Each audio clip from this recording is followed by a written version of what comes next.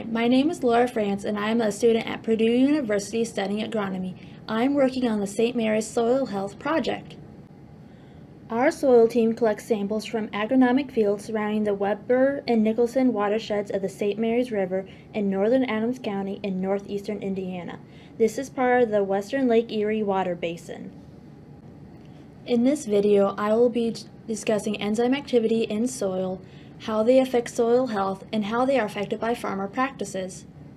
To start off, enzymes are everywhere. They are involved in mammal digestion and metabolism, plant photosynthesis, decomposition of organic matter, and so much more. Enzymes are catalysts that speed up the rate of biochemical reactions. Without them, reactions that would normally take less than a second to occur would now take decades to happen or not happen at all. Our soil lab analyzes 4 different enzymes. They are acid phosphatase, alkaline phosphatase, beta-glucosidase, and beta-N-acetylglucosamidase. In this presentation, I will be referring to them as AP, ALKP, BG, and NAG. AP and ALKP are both a type of phosphate enzyme, but they operate at different pHs. AP operates at lower pH while ALKP operates at higher pH. This trend can be seen in these graphs. AP activity decreases with increasing pH, while it is the opposite for ALKP. Phosphates are involved in many things, but in general, they are enzymes that remove phosphate from a protein.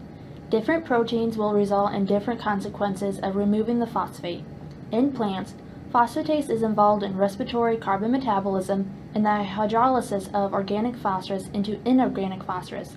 This makes it available for plants to uptake this essential nutrient. The enzyme BG can be used as an indicator of microbial activity in the soil. The main job of BG is to hydrolyze cellulose. Hydrolysis is the chemical breakdown of a compound due to the reaction with water.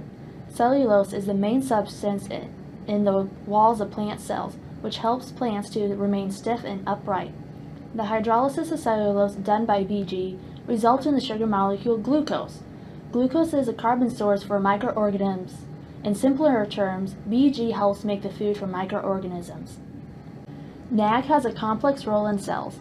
First, chains of complex sugars called oligosaccharides are formed in the cytosol of cells. Cytosol is the aqueous component of cellular cytoplasm where various cellular particles are suspended. NAG releases particles called N-glycans, which breaks the bonds of oligosaccharides, allowing them to break down into simple sugars. This process is called catabolism. This overall process results in cells being able to retain the maximum amount of simple sugars, which are then used as energy within cells. These enzymes play very important roles within soil and plants. By comparing the total enzyme activity of each enzyme to different farmer practices, we can see which practices result in higher enzymatic activity. Our team has categorized our sample fields into 3 different groups based on the amount of conventional and conservation practices used. P1 group includes all conventionally tilled fields. P3 group includes fields that use little to no tillage and plant cover crops.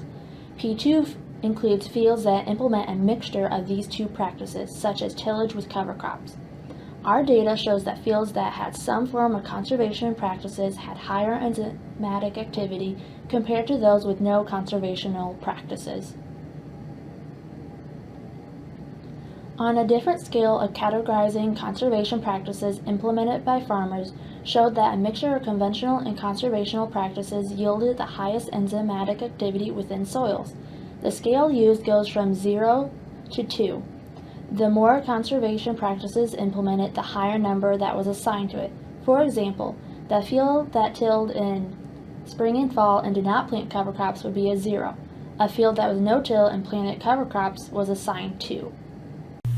Our data shows a correlation between farmer practices and enzymatic activity within their agronomic fields. This is because farmer practices directly affect soil health. For example, heavily tilled fields may create a fine seedbed for crops, but they break the natural structure of soil and create soil compaction after heavy rainfall. Soils that have been compacted lack the space for water and oxygen, both of which are necessary for microbial life. Soil microbes and other organisms such as earthworms help to create healthy soil. The healthier the soil, the better the soil is able to retain nutrients. Another example is the use of cover crops. Cover crops also add organic matter into the soil and reduce the risk of erosion from water and wind. Not only was enzyme activity affected by conservation practices, but also by the crop planted.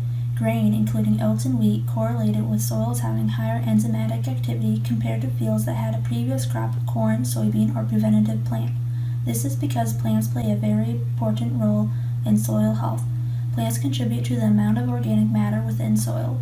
Plant roots produces substances containing substrates, which are molecules that react and bind with enzymes. Based on our data, it can be inferred that grain crops produce more enzyme-rich substances than other crops. Including a grain crop in crop rotation could increase enzymatic activity within soils. Thank you for watching this video. I hope you enjoyed it and learned something new.